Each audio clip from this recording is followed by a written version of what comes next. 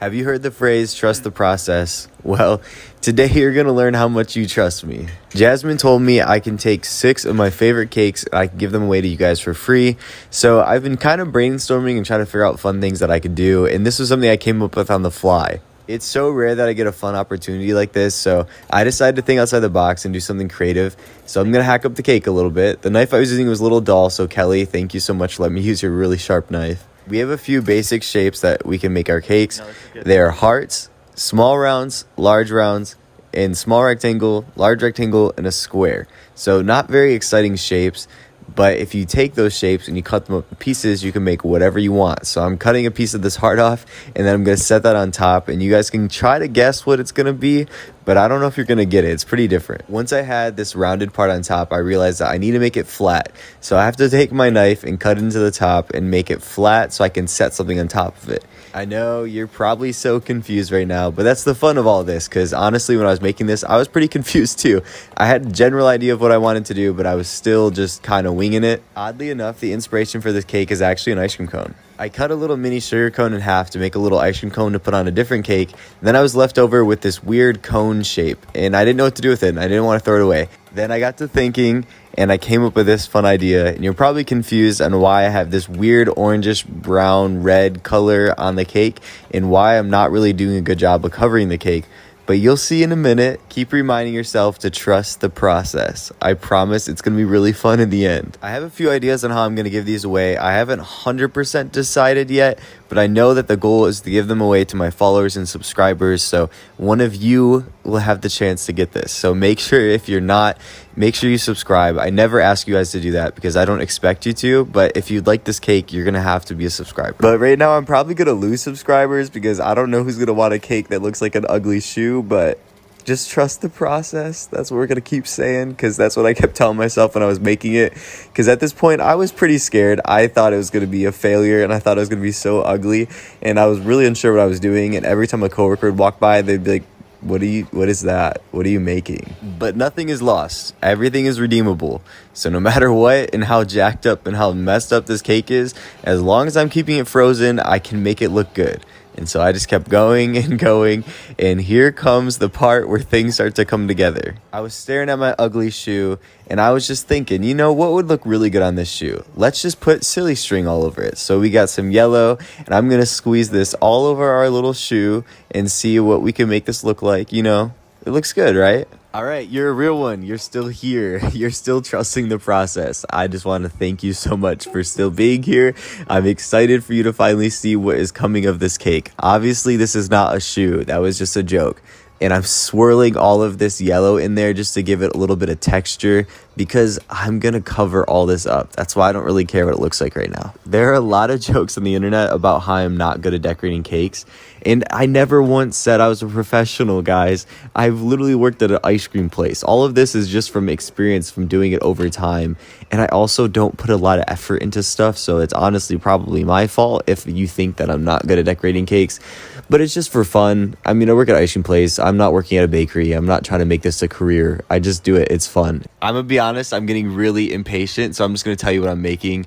That was lava. The frosting was lava, and now these Oreo crumbs on top are like dirt or dried up lava, which creates a dark rock substance.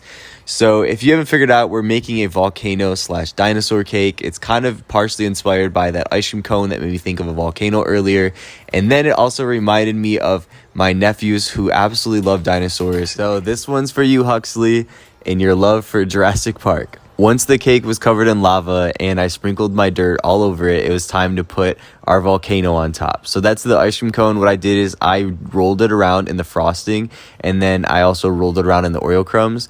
This that I'm piping on top is a mix of raspberry puree and then that yellow frosting that I streaked on the outside. Once you mix it together with the raspberry puree, it makes this thick and then also kind of lava looking substance. I thought it was super cool and it was really fun. And then here's my attempt to make a dinosaur. This is pretty sad, but I'm probably much older than most of you, so most of you probably have no idea what the Land Before Time movies are. But when I was a kid, I absolutely loved to watch these movies. It was a group of little dinosaurs that were all different kinds, and they were little kids, and they were living in a crazy dinosaur world, having to face big dinosaur problems all together as a team. And there was this little dinosaur, and his name was Littlefoot. He was a species they called a long neck in the show, but in reality, he was actually a Apatosaurus, kind of like a Brachiosaurus, you know, the ones with the very long necks. But spoiler alert for most of you that probably have never seen The Land Before Time, it starts off like most childhood stories where Littlefoot loses his mother. Are you still trusting the process? Do you see kind of where I'm coming from? I had a lot of crazy things that funneled down into this weird idea of a cake. Now I'm piping out our Apatosaurus. It'll be our dinosaur of this cake to rest next to the volcano. I was so impressed the first time I saw someone using this piping technique. It was my freshman year of college, and in the summer I was working at this bakery, and the owner was decorating a cake, and she put a dinosaur on it, and she just piped frosting into the shape of a dinosaur. And I never thought about using frosting in a 3D form like that before because I'm so used to ice cream cakes. And so I had to try it, and I've done it a few times over the years. Sometimes it looks better than others, but here's our dinosaur. If you're not a weird art kid like me, you're probably trying to figure out how I made this green color. It's kind of like a dark, like army type green. Well, the trick to doing that, it sounds odd, but it's to take red and mix red with your green. This doesn't just work with green, this works with pretty much every color. So what you want to do is, if you don't know the color wheel well, you can take a color wheel and look at whatever color is on the opposite of it on the color wheel. The opposite of red is green, the opposite of blue is orange, the opposite of yellow is purple. This is great if you ever want to take the brightness out of a color and kind of make it more muted and more of an earth tone. It kind of browns out the color. So what you can do is just add that complementary color, and it'll make it a nice, satisfying, and soothing color to look at rather than something that's bright and harsh. I wanted some type of border for the bottom of the cake just so it looked a little cleaner. I don't know if cleaner is the right word, but just so it looked a little bit more put together, I guess.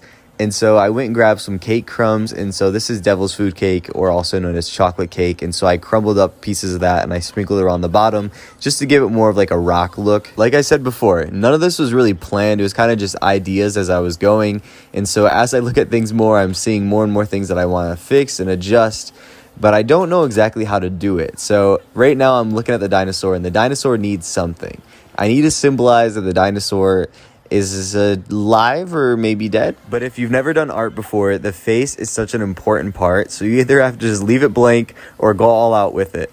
And I couldn't decide on which one I wanted to do, and I didn't really want my dinosaur to have a cartoon face, so I was brainstorming and trying to think of a way that I could do the dinosaur's face but also symbolize that it was dead. And if you didn't know by now, I love Pokemon all growing up, and especially now as an adult. So I thought back to the Pokemon anime, and they always symbolized that things were dead by putting X's on their eyes. So I decided to give some X's to my dinosaur to symbolize to you guys that she's no longer with us. We gave her a mani and pedi, and then she was done. There she is. Our emoji of the day is obviously a dinosaur, and you made it to the end, so let me know.